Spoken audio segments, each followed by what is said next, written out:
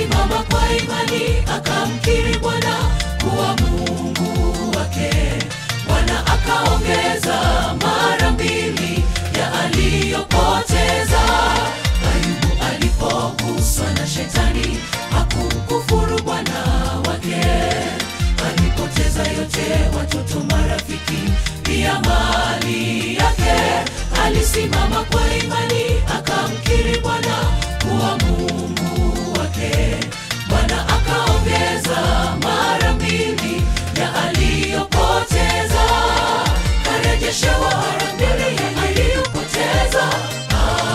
Ayubu, watoto wakaongezwa na mali yake ikawa maradufu. Alimwamini Bwana wake hata alipojaribiwa. Bwana akazidisha mara 2 ya utajiri wake, zawadi ya uaminifu wake. Karejeshewa mara 2 ya aliyopoteza. Ayubu, watoto wakaongezwa na mali yake ikawa maradufu. Alimwamini Bwana wake hata alipojaribiwa. Bwana akazidisha mara 2 ya utajiri wake, zawadi ya uaminifu wake.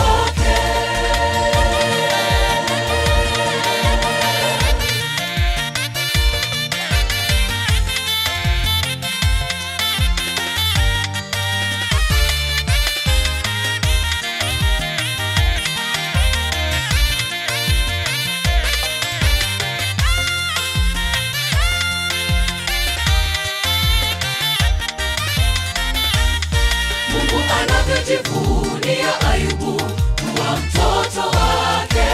Je, anajivunia nini kwako Kristo unayejigamba na jina lake?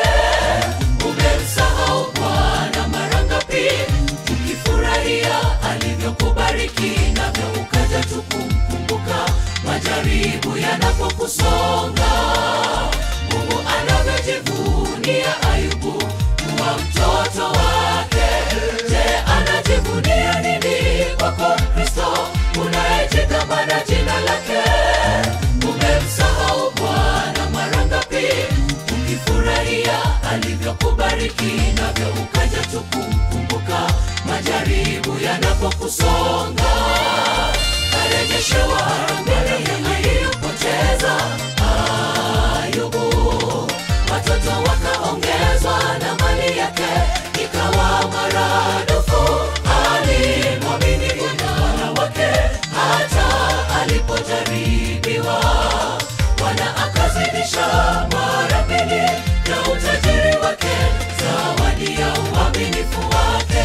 Karejeshewa mara 2 ya aliyopoteza.